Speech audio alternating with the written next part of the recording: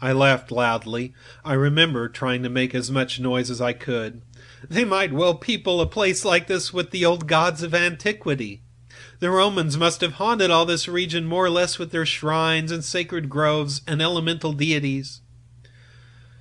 The subject dropped, and we returned to our stew pot, for my friend was not given to imaginative conversations as a rule. Moreover, just then I remembered feeling distinctly glad that he was not imaginative. His stolid, practical nature suddenly seemed to me welcome and comforting. It was an admirable temperament, I felt. He could steer down rapids like a red Indian, shoot dangerous bridges and whirlpools better than any white man I ever saw in a canoe. He was a grand fellow for an adventurous trip, a tower of strength when untoward things happen. I looked at his strong face and light curly hair as he staggered along under his pile of driftwood, twice the size of mine, and I experienced a feeling of relief. Yes, I was distinctly glad just then that the Swede was what he was, and that he never made remarks that suggested more than they said. "The river's still rising, though," he added, as if following out some thoughts of his own and dropping his load with a gasp. "This island will be under water in 2 days if it goes on." "I wish the wind would go down," I said. "I don't care a fig for the river."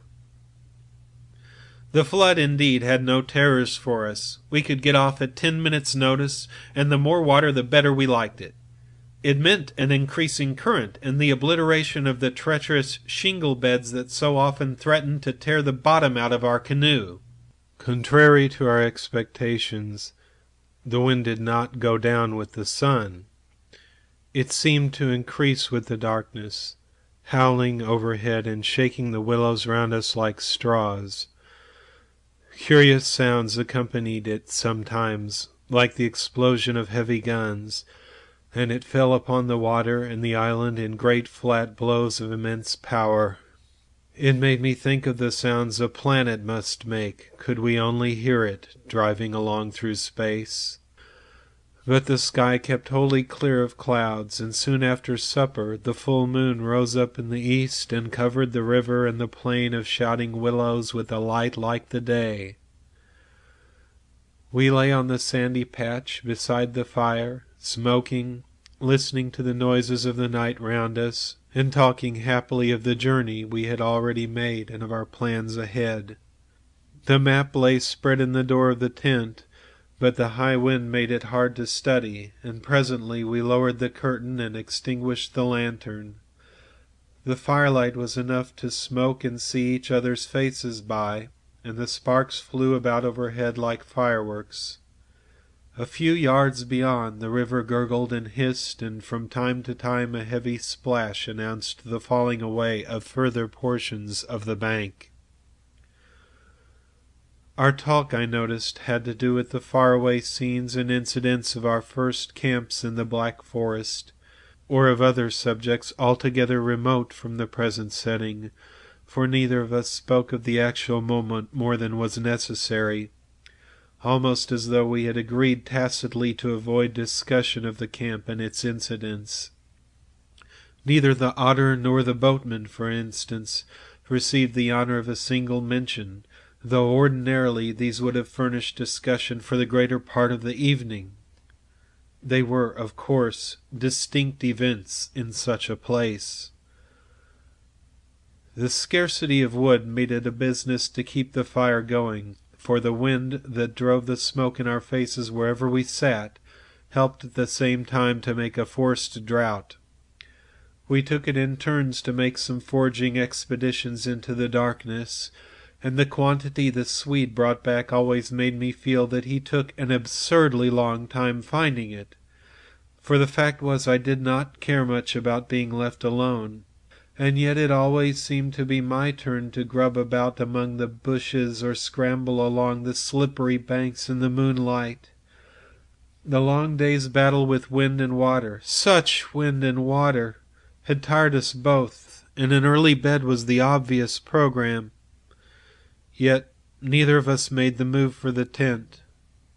We lay there, tending the fire, talking in desultory fashion, peering about us into the dense willow bushes, and listening to the thunder of wind and river. The loneliness of the place had entered our very bones, and silence seemed natural. For after a bit the sound of our voices became a trifle unreal and forced. Whispering would have been the fitting mode of communication, I felt, and the human voice, always rather absurd amid the roar of the elements, now carried with it something almost illegitimate. It was like talking out loud in church, or in some place where it was not lawful, perhaps not quite safe, to be overheard. The eeriness of this lonely island, set among a million willows, swept by a hurricane, and surrounded by hurrying deep waters, touched us both, I fancy. Untrodden by man, almost unknown to man, it lay there beneath the moon, remote from human influence, on the frontier of another world, an alien world, a world tenanted by willows only and the souls of willows. And we in our rashness had dared to invade it, even to make use of it. Something more than the power of its mystery stirred in me as I lay on the sand, feet to fire, and peered up through the leaves at the stars.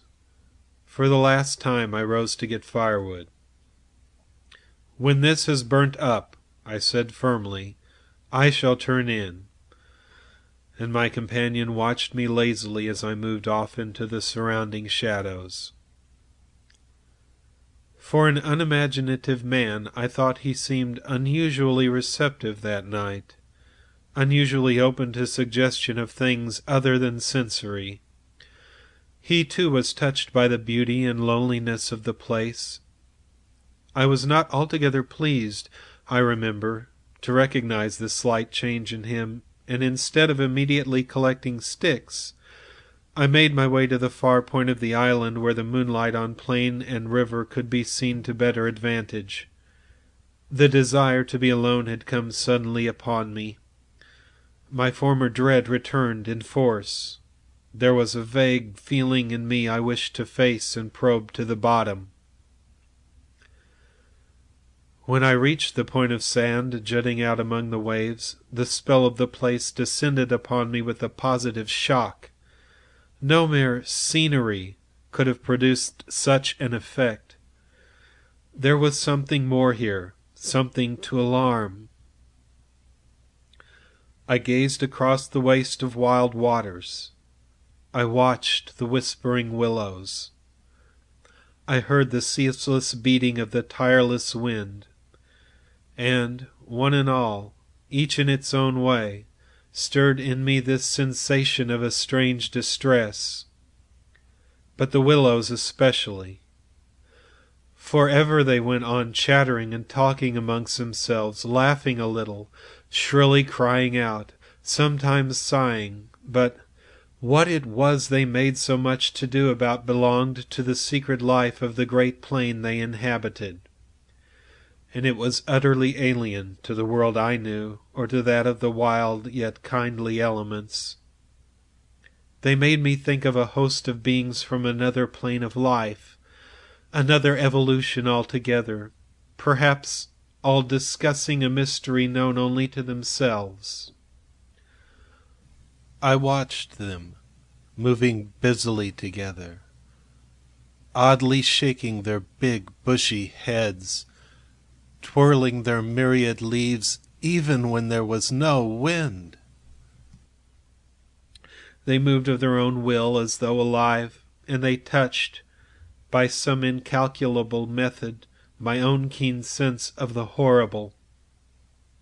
There they stood in the moonlight, like a vast army, surrounding our camp, shaking their innumerable silver spears defiantly, formed already for an attack. The psychology of places, for some imaginations at least, is very vivid. For the wanderer, especially, camps have their note, either of welcome or rejection.